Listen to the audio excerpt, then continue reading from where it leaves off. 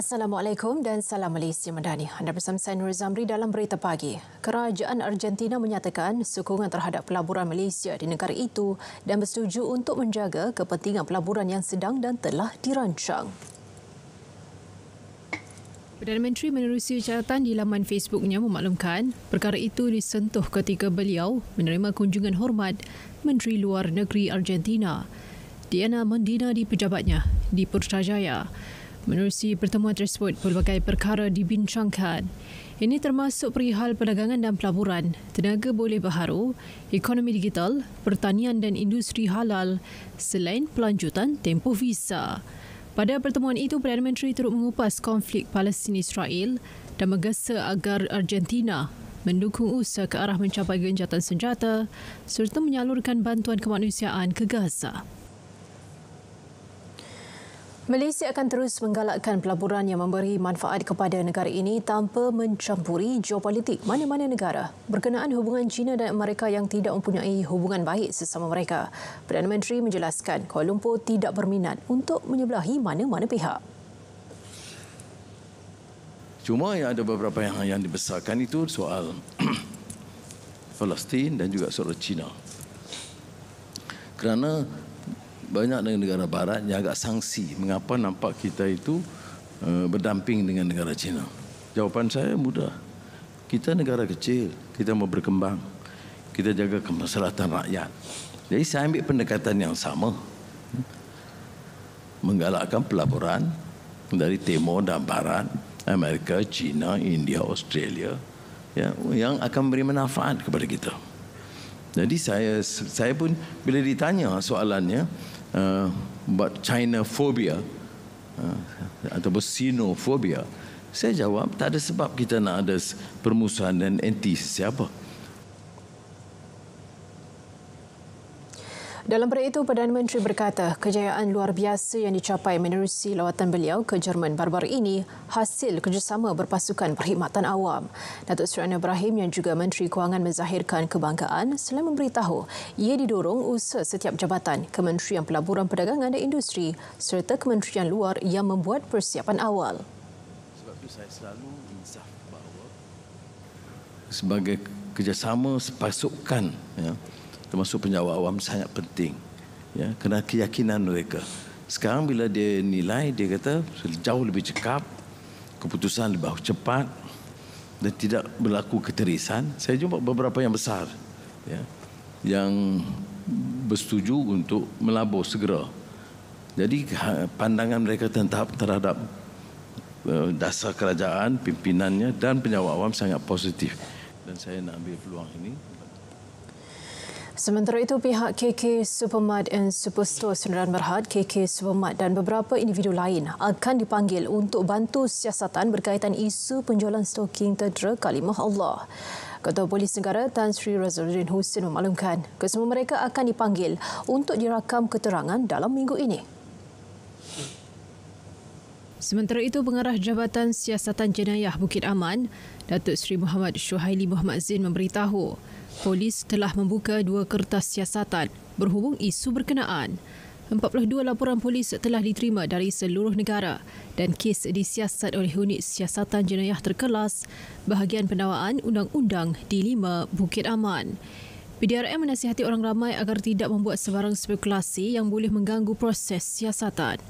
Orang ramai juga diingatkan agar cakna dan prihatin terhadap isu-isu sensitif, terutama melibatkan kegentaran awam dan keselamatan negara melalui media sosial.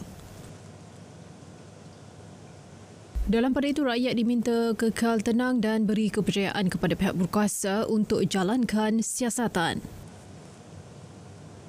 Saya memohon kepada rakyat untuk tenang dan berikan kepercayaan kepada pihak berkuasa untuk jalankan siasatan. Polis akan jalankan siasatan. Saya harap pihak polis, pihak JAKIM, pihak KPDN, HP untuk jalankan siasatan yang rapi.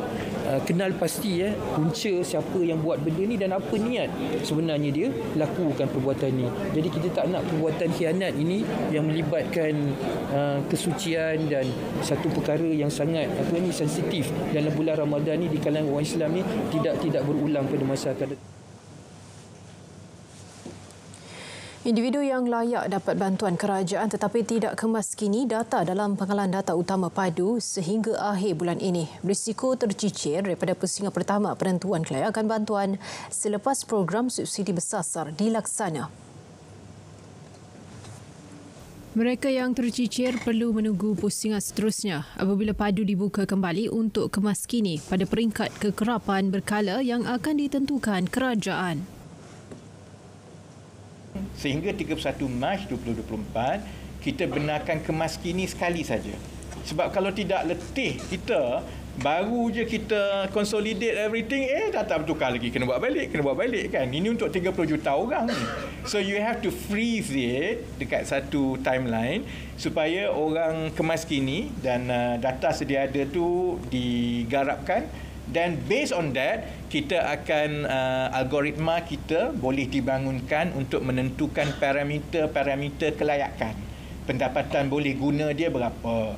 Pendapat perbelanjaan asas kehidupan wajar keluarga dia berapa? Pendapatan boleh guna bersih dia berapa?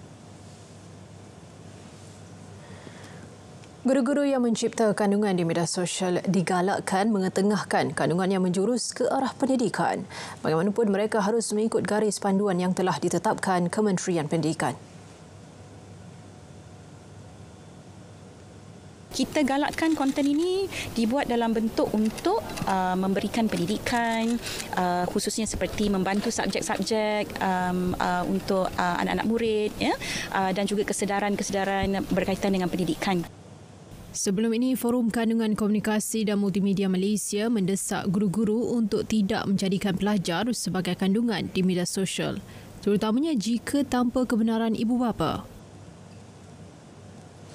Baik saudara, tiada cadangan untuk kenakan sekatan atau harga siling bagi penjualan sayur-sayuran susulan jangkaan kenaikan harganya di pasaran sehingga 25%. Kementerian Perdagangan Dalam Negeri dan Kos Sara Hidup KPDN akan pantau dan ambil tindakan berdasarkan undang-undang pencatutan jika terdapat peniaga yang menaikkan harga secara melampau.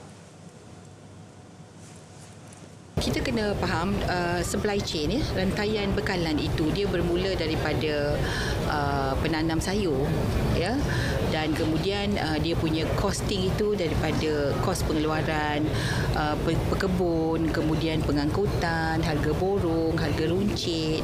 Jadi dia rantaian, sepanjang rantaian itu. Jadi KPDN tidak mengenakan sekatan ataupun harga siling, ya, di dalam sayur, tapi kita pantau supaya tidak berlaku pencatutan. Rangka Kerja Dasar Sumber Manusia Negara 2024 hingga 2030 bakal diumumkan ini. Kementerian Sumber Manusia kini dalam fasa mendapatkan maklum balas daripada pihak berkepentingan dalam usaha membangunkan rangka kerja lengkap. Sekretariat juga telah memberikan pembentangan tentang rangka kerja dasar sumber manusia. Sebenarnya dasar sumber manusia ini ingin melihat lebih kepada jurang-jurang ataupun kesenjangan yang ada pada dasar masa kini. Contohnya dalam dokumen-dokumen dasar seperti RMK dan sebagainya. Ya, apa kesenjangannya? Agenda masyarakat menua. Aging generation, bagaimana kita nak berhadapan dengan pasaran kerja dengan isu agenda menua ini.